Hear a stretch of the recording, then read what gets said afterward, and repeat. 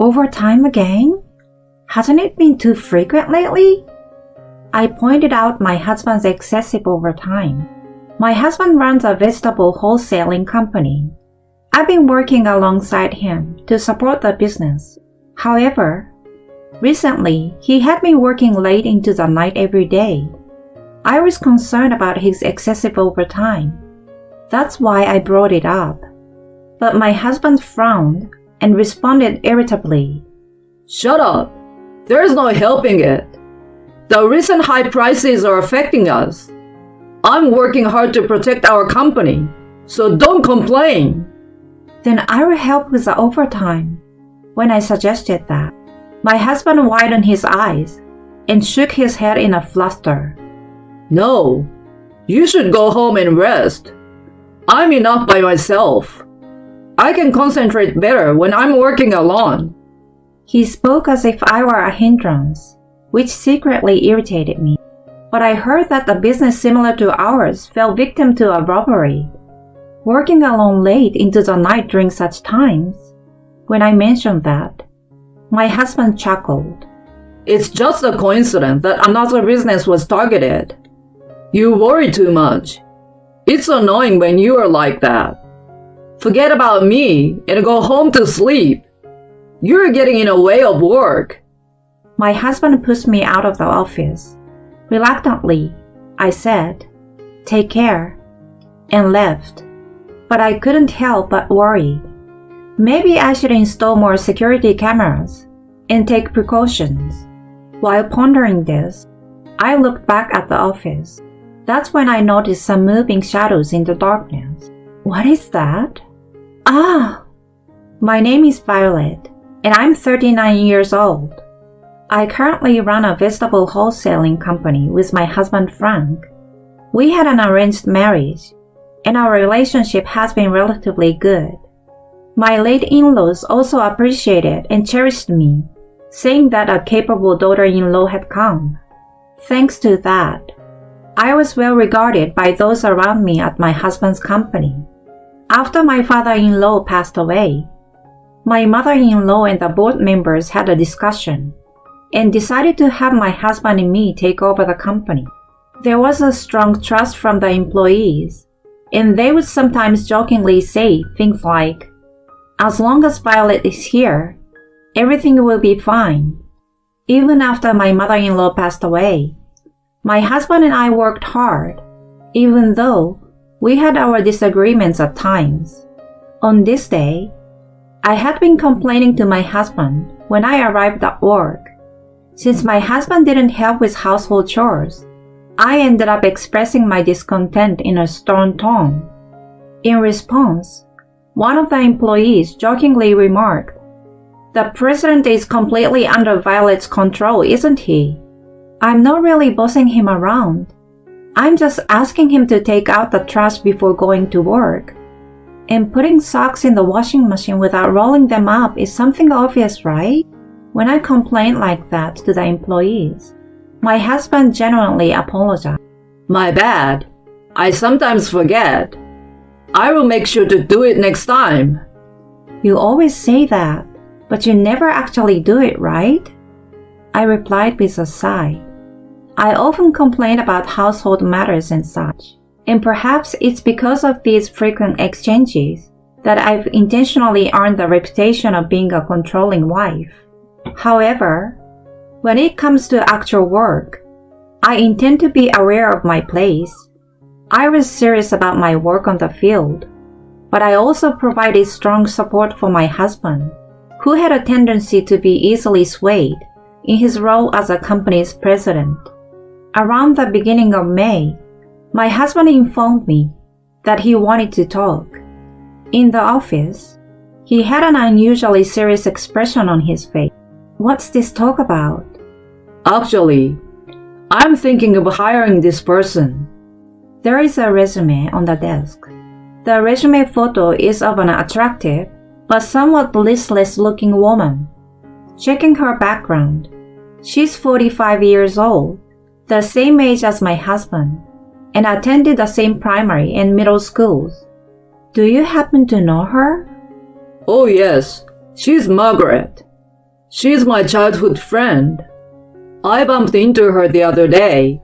She's a divorcee, and it seems she returned to her hometown with her child last month. She's a single mother, you see. She mentioned that she's been struggling to find a job and is having a hard time. I thought I would give her a helping hand due to our old friendship. I listened to my husband's words and offered my input. Looking at her background alone, she seemed like a suitable fit for our company. She seems to have some office experience from her temp jobs, and I believe she can do the job. What do you think? Well, I think it's a good idea. However, let's start her with warehouse work like the other new employees.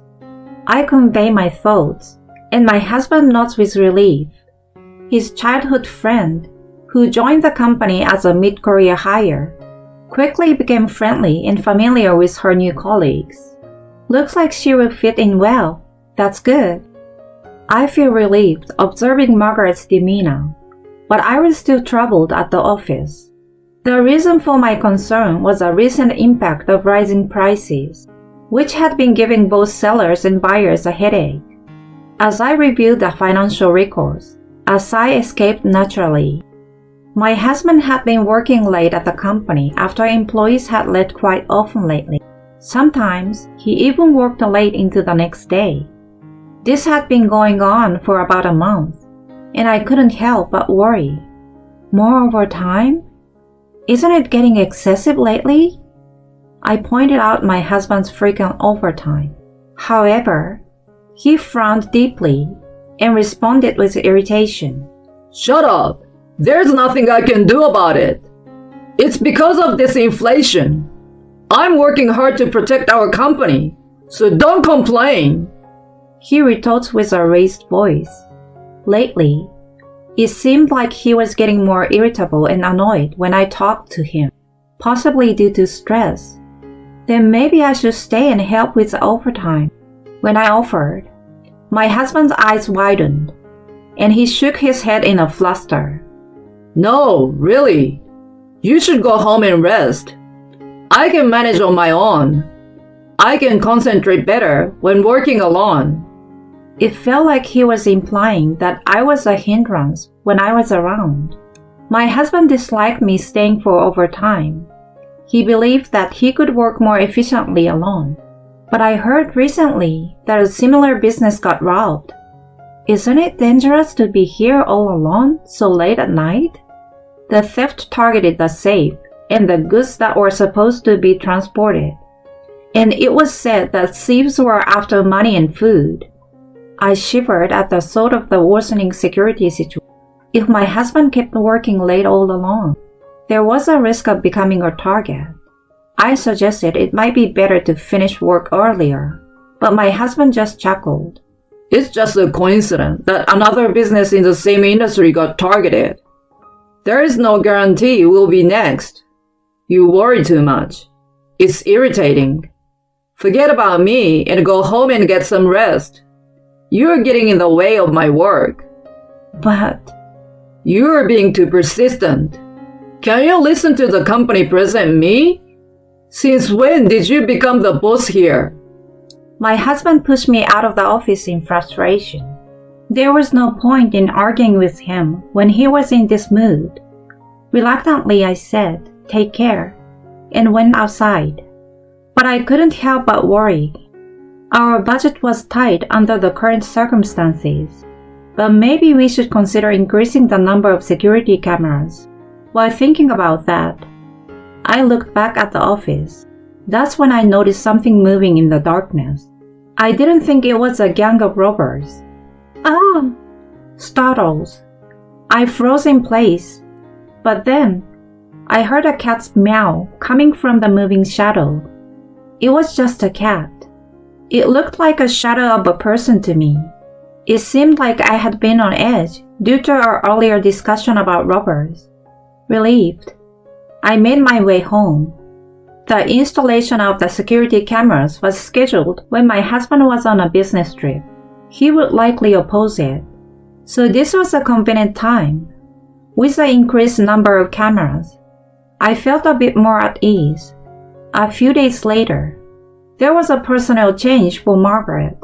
My husband had mentioned that due to a shortage of staff, Margaret, who had office experience, would be transferred to an office position, and that decision had been officially made. I felt a bit uneasy about this sudden personnel change, but it was my husband's decision. I didn't plan to make a fuss about it. In reality, Margaret seems willing to take on overtime work, which my husband found helpful. It bothered me a little that my husband opposed me working overtime, but was fine with Margaret. Frank had mentioned that working with non-family members created a sense of professionalism and made it easier than working overtime as a couple. I tilted my head, observing my husband's behavior. On a certain day, for my husband's birthday, I was waiting at home with a few employees to surprise him.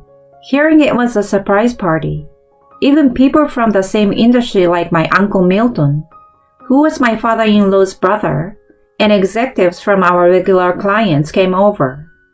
We used to have surprise parties like this quite often in the past. Every time, my husband would be surprised, but also very happy. This month, with the efforts of all our employees, we finally started making a little profit. I thought it was a good time for a somewhat grand party. Today, I had confirmed that my husband didn't have too much work, but he still hadn't come back. I apologized for keeping everyone waiting. I told him to come back as early as possible today. Well, if he's busy, there's nothing we can do. He will be back soon. Despite what my uncle said, there was no sign of my husband returning. I called him several times, but he didn't answer. Is he taking too long? The robber hasn't been caught yet, and I'm starting to worry. A sense of unease crossed my mind. Concerned, I remembered that I could check the footage from the security cameras I had recently installed using my smartphone. When I did, what is this? I stood there pale, shocked, and my employees looked at my phone in surprise. On my smartphone, there was a video of my husband engaged in an affair in his office. Upon closer inspection, it appeared that his affair partner was none other than Margaret. What's going on here? Even Milton, who was known for being devoted to his wife, looked disgusted, as if he was watching something filthy. This must be some kind of mistake. In a rush to remain calm, I accidentally turned up the volume on my phone. The indecent sounds of my husband and his affair partner filled the room, and his infidelity was inadvertently exposed to the employees and important clients. Everyone stood there, their faces drained of color, at a loss for words. In this situation, there was no room for a surprise party. We decided to call it a night.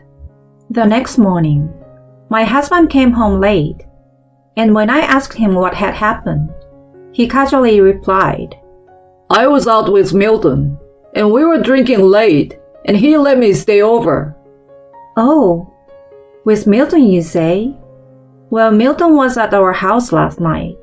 Anger welled up inside me as my husband told that blatant lie.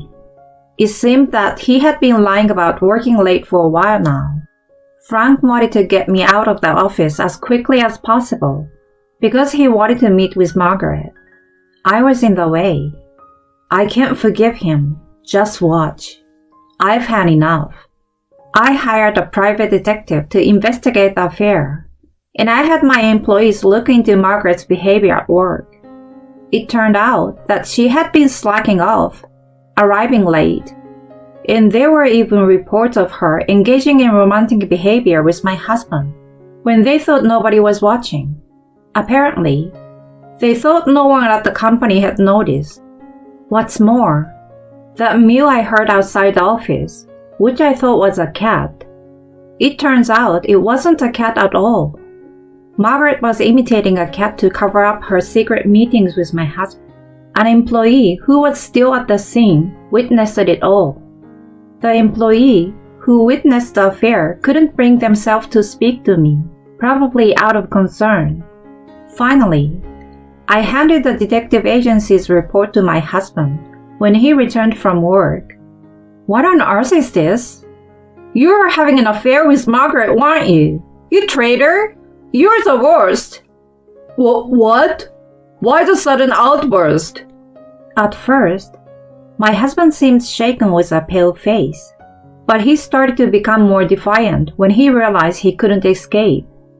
"Well, if I've been caught, there's no helping it.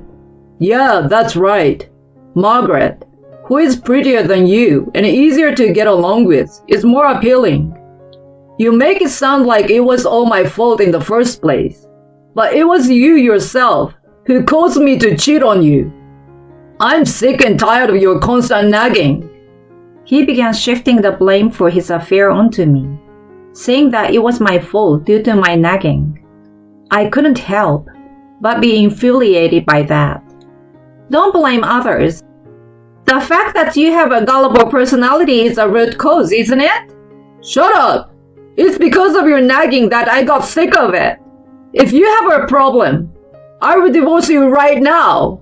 I will even fire you from the company." My husband became angry and threatened to divorce and fire me. Fine, understood. I had been prepared for such words and had already packed my belongings. With only the essentials, I left the house and moved to a hotel. A week later, I was awakened by a barrage of phone calls from my husband. I ignored the call, but it persisted, so I had no choice but to answer it.